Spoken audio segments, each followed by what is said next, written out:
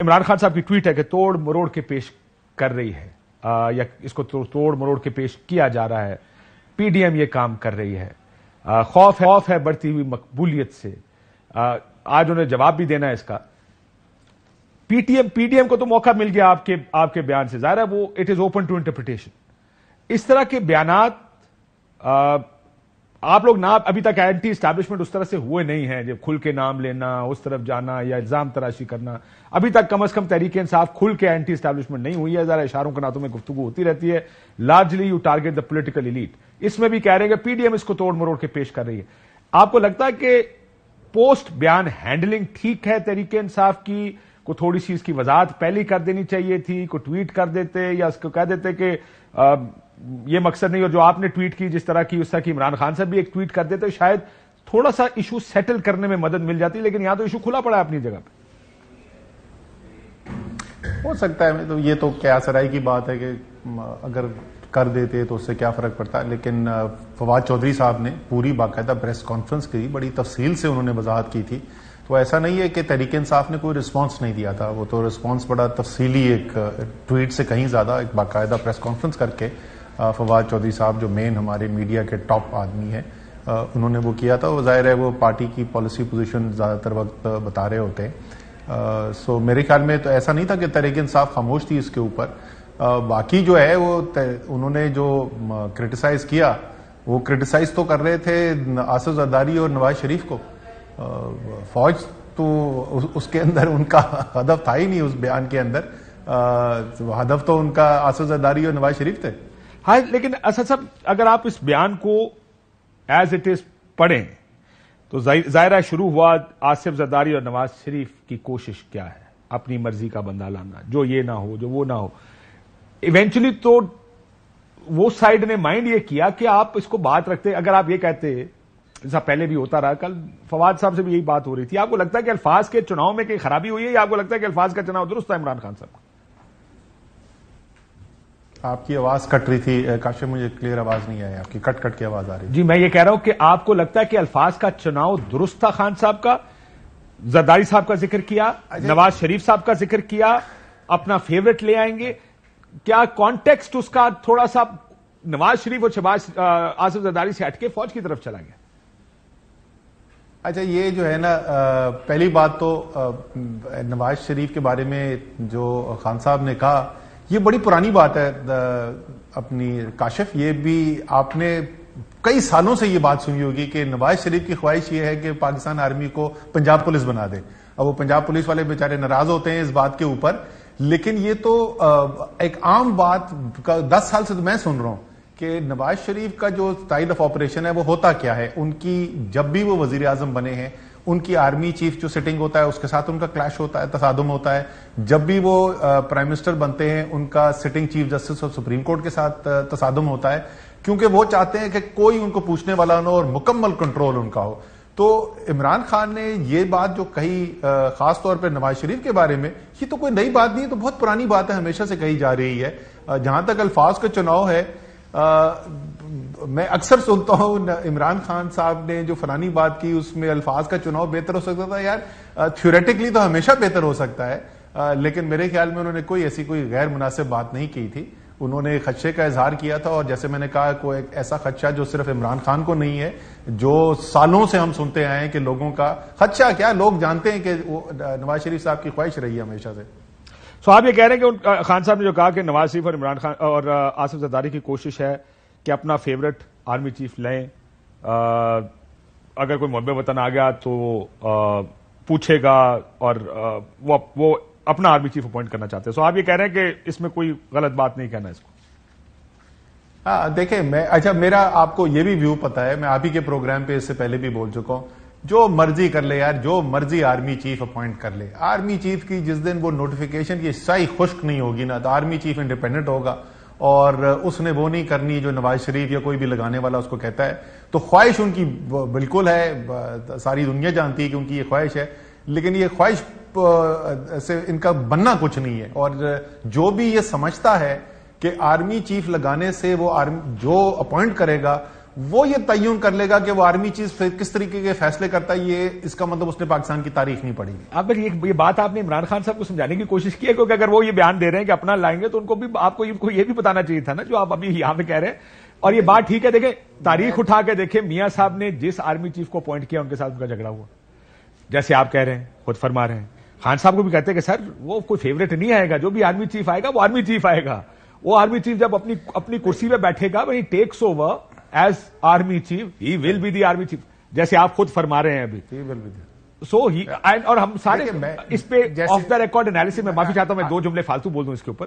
मैं कह रहा हूं जैसे हम एनालिसिस करते हैं, चीफ होता है, whoever the army chief is, he is army chief, chief होता है। सो ये खान साहब को इस जुमले के बाद आपने समझाने की कोशिश की है कि सर कोई फेवरेट नहीं होता, आर्मी चीफ होता है। नहीं, अच्छा ये बात तो मैं अक्सर बोलता हूँ, मैं मीटिंग्स के अंदर भी बोलता हूँ, और मेरे ख्याल में को खान साहब के जो फैसला साजी है उसके अंदर कोई ये बहुत बड़ी कोई डोमिनेंट चीज नहीं है कि चीफ जो लगा देंगे कोई नवाज शरीफ, तो उससे पता नहीं पाकिस्तान को क्या होगा। वो एक उसूली तौर पर एक बात कर रहे थे कि एक लीडर है, जो लीडर इतने अहम फैसले भी करते हुए ये नहीं देखता मुल्क के लिए बेहतर क्या है, इदारे के लिए बेहतर क्या है, वो ये देखने की कोशिश करता है कि मैं किसको कंट्रोल कर सकूंगा और मेरे काबू में कौन रहेगा। और जैसे मैंने कहा कि ये तज्जिया जो है सिर्फ इमरान खान का नहीं, ये तज्जिया जो है वो बहुत बड़ी तादाद में पाकिस्तानी इसको शेयर करते हैं। वरना तो जैसे किसी साहब ने हमें कहा था कि चीफ जब राइट देखता है तो फौज राइट देखती है, जब चीफ लेफ्ट देखता है तो फौज लेफ्ट देखती है। तो चीफ होता है, बिल्कुल ठीक कह रहे हैं आप। और ये बात भी हमें भी बार बार पता चलती है कि वाकई chief is chief, he is it's ये नहीं कि आर्मी चीफ का रोल पॉलिटिकल लीडरशिप की तरह नहीं होता कि जहां पे पार्लियामेंट है तो पार्लियामेंट में डिफरेंट आवाजें आएंगी, हो सकता है श्योर उधर भी आती होंगी, लेकिन चीफ का फैसला वो कहते हैं फाइनल होता है। But again we go back to the same thing, जो मैंने तारीख देखी है चीफ्स की अपॉइंटमेंट्स की, one chief takes over, he is the army chief. And उसके पहले जो भी क्या सारियां आप करते रहे किसी के बारे में, बंद कमरों में बैठ के, ड्राइंग रूम में बैठ के, all of them go out the window once he becomes the army chief, because then he decides what he does and whatever. इस बात से 100%, जैसे मैं आपके प्रोग्राम पे मैं कई दफा ये बात पहले कह चुका हूं, लेकिन तारीख हमें कुछ और भी दिखाती है काशिफ, और बहुत पुरानी तारीख देखने की जरूरत नहीं है। तारीख हमें यह भी दिखाती है कि नवाज शरीफ जो है वो एक जल्द